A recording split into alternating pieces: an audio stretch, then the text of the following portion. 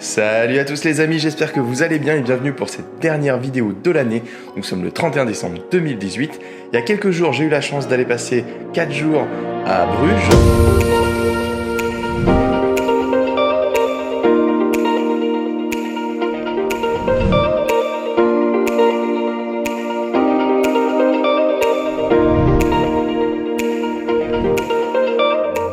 Une ville magnifique, j'ai pas arrêté de filmer, j'ai pris vraiment plein d'images et je pense que je vais faire un peu de contenu avec tout ça. Pendant que j'étais, je dirais en voyage, en train de filmer, etc., je me suis rendu compte d'une chose, il y avait beaucoup de monde, hein, bien évidemment c'est une ville très touristique, et il y avait énormément de gens avec des caméras et tous en mode, je furetais un petit peu, pour tout vous dire, ils étaient un peu tous en mode automatique, etc.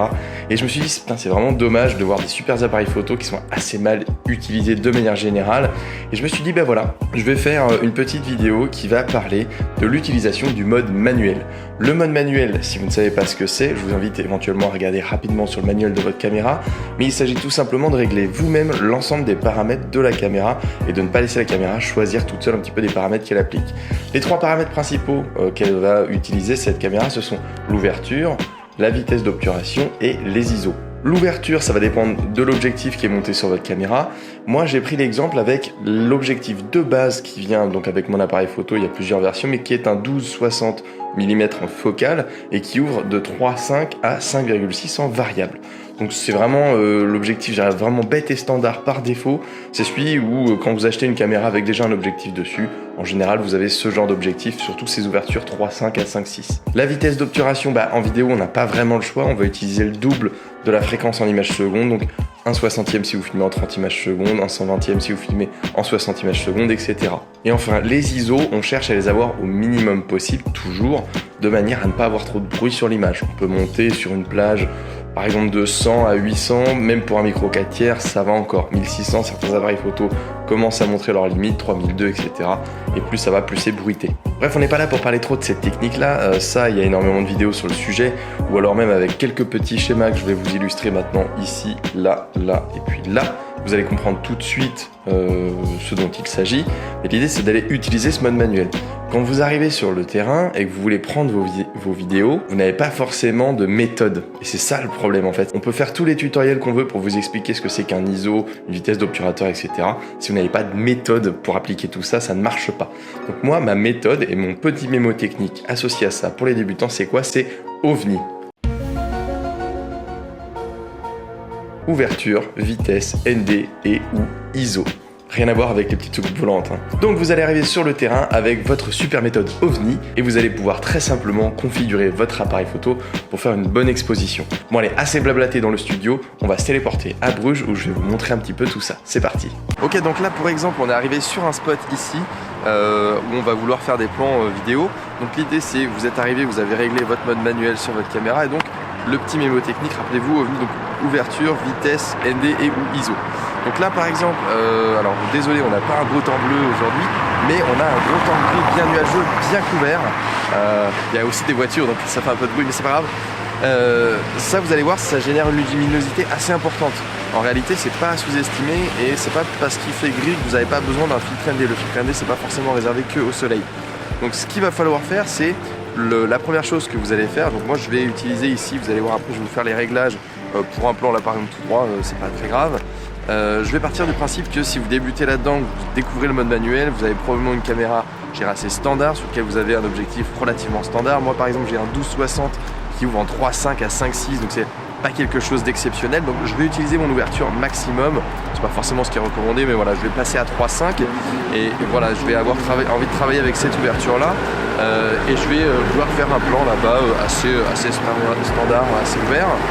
Donc je vais faire ces réglages là et vous allez voir que probablement si je filme à 30 ou 25 images secondes et que je fais un 50e ou un 60e, avec un temps gris comme ça, je vais probablement avoir une image complètement brûlée au-dessus, donc je vais avoir besoin probablement d'utiliser un filtre ND. Ça va être le premier essai. Ensuite, je vais peut-être passer sur une ouverture beaucoup plus fermée, peut-être F16, pour avoir vraiment tout en focus, etc. Et là, je vais peut-être avoir besoin de monter les ISO, donc c'est ça qu'on va voir ensemble là tout de suite. Attention, on va échanger, on va passer sur la GoPro pour qu'elle filme l'appareil photo. On va vous montrer un petit peu ces réglages, on vous montrera le résultat avec différents essais. C'est parti. Ok, donc nous revoilà maintenant sur la caméra. Donc là, alors j'ai mis le micro comme ça pour avoir profiter du son, etc. Vous voyez que je filme ici, mais c'est pas grave.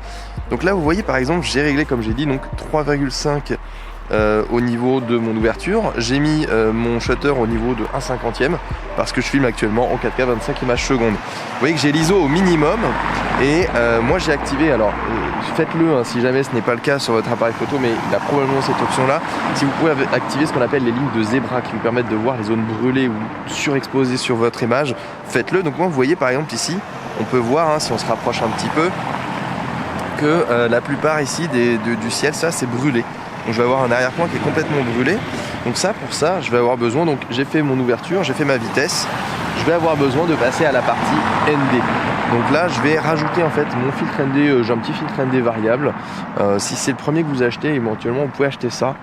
Ça fera pas forcément un filtre très très puissant parce que ça fait beaucoup de vignettage à la fin, mais ça vous permettra au moins d'avoir le début et de pas vous galérer à savoir si vous allez mettre un ND4, un ND8, un ND16. Vous allez visser ça et vous avez une petite bague que vous pouvez tourner dessus qui vous permet d'avoir plus ou moins un rendu final souhaité. Donc là, je vais aller visser le filtre ND maintenant dessus. Vous allez voir. Voilà, moi c'est un petit filtre ND de chez Gob en l'occurrence, qui est une petite marque qui fait des produits assez sympas, mais bon, je vous mettrai des liens dans la description, vous verrez tout ça. Donc voilà, je vais le visser au niveau de mon appareil ici. Avec les gants, c'est pas forcément le plus pratique, mais voilà. Voilà, j'ai mis mon filtre ND ici, donc vous voyez là, l'image elle s'est quand même nettement assombrie déjà. Donc je peux tourner au niveau de la petite bague ici, et puis on va voir le résultat tout de suite. Si je tourne, vous allez voir un moment, voilà, l'image s'assombrit complètement. Et donc ça, c'est ce qui va me permettre en fait, donc la partie ND, de venir régler pour avoir une exposition correcte au niveau de mon image. Donc moi j'ai mon petit V-mètre qui est ici, qui me permet de voir l'exposition globale de mon image. Rappelez-vous que c'est une moyenne, ce n'est en rien quelque chose d'ultra précis. Donc en général, on aime bien avoir quelque chose de légèrement surexposé, mais c'est pas forcément toujours le cas. Moi là par exemple, voilà, ici je suis au réglage minimum de mon ND. Et dans ce cas de figure là, moi j'aime bien avoir quelque chose d'un peu plus surexposé. C'est toujours plus simple d'avoir une image légèrement plus surexposée que sous-exposée. Donc ce que je peux venir faire, c'est régler un petit peu l'ISO ici. Hop. Et je vais passer par exemple à 400.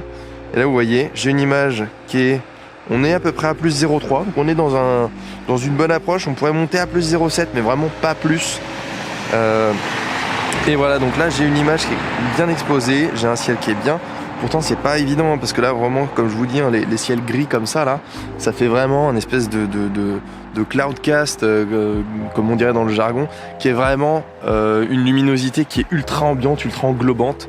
Ça a tendance vraiment à englober tous les contours de sujets, etc. Donc c'est pas vraiment idéal, mais là ça montre assez bien du coup le sujet. Donc voilà, là je suis sur un réglage à 3.5. Donc maintenant j'avais dit, tiens par exemple si je veux partir sur plutôt, tiens je vais zoomer, voilà, je vais zoomer à fond parce que j'ai envie d'avoir quelque chose de plus proche comme ça. Donc là on voit je suis passé à 5,6 parce que c'est un zoom variable qui va de 3.5 à 5.6, donc je ne peux pas ouvrir plus que 5.6. Là vous voyez je suis à ce moment là toujours à peu près dans des valeurs comme ça. Si par exemple j'avais voulu faire un ralenti, donc j'avais voulu passer sur un shutter à 1.120 à 1.125e pour 60 images secondes, vous voyez que mon image là elle est plus bonne. Donc là clairement il faut que j'enlève le filtre ND qui est ici, voilà. Donc là je suis à nouveau dans des expositions qui sont correctes. J'aurais pu baisser éventuellement, peut-être faire le test, mais globalement à 400 là on est bien, on est toujours à 0,3. Donc ça c'est bien, on est intéressant, on est comme il faut, on a une bonne image qui est bien exposée. Et donc tout ça avec vraiment la base, à chaque fois que vous allez faire un plan, rappelez-vous OVNI, ouverture, vitesse, ND et ou ISO. Vous pouvez avoir besoin des deux. Là moi j'ai un filtre variable donc c'est plus simple. Et si vous avez par exemple, vous achetez un seul filtre, en vidéo en général qui est bien recommandé, qui marche assez bien pour des ouvertures standards, pour faire du vlogging, etc. C'est plutôt le ND8. Le ND8, lui, il va avoir, je dirais, une valeur d'efficacité de filtrage de la lumière qui est fixe. Vous ne pouvez rien y faire. Donc en fonction de l'ouverture que vous allez appliquer, de la luminosité, etc. ambiante, vous allez peut-être avoir une image qui est légèrement sous-exposée, auquel cas vous pourrez rajouter un petit peu d'ISO, jamais trop, pour éviter le bruit clairement, mais vous pourrez rajouter un petit peu ça pour avoir une exposition correcte. Voilà, c'est super simple, c'est comme ça que ça marche. Découvrez le mode manuel comme ça, c'est vraiment beaucoup plus intéressant que des modes automatiques qui vont clairement pas vous faire quelque chose d'homogène sur l'intégralité de vos plans, qui vont même des fois changer les couleurs, la luminosité en plein milieu d'un plan, et ça c'est inexploitable. Passez en mode manuel et découvrez ça comme ça, c'est super simple. Voilà, je vous laisse maintenant sur quelques images de Bruges.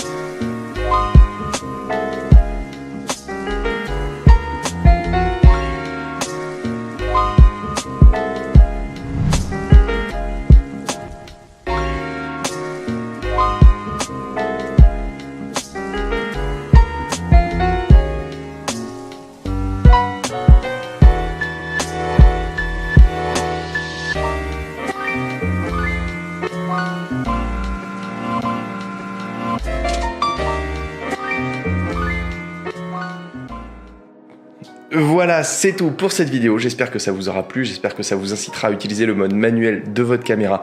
Rappelez-vous, c'est comme ça que vous allez obtenir les meilleures images possibles avec. Donc vraiment, commencez à l'utiliser. C'est ce qui va faire que vous allez passer d'un vidéaste purement amateur à un vidéaste un peu plus expérimenté qui va être capable d'avoir de meilleurs rendus et de meilleures images dans ses contenus. Voilà, n'hésitez pas à partager, à vous abonner, à cliquer sur les petites notifications pour être au courant dès que je mets une nouvelle vidéo en ligne. Voilà, je vous invite également à découvrir le reste de mes vidéos, voir un peu les différents sujets qu'on aborde.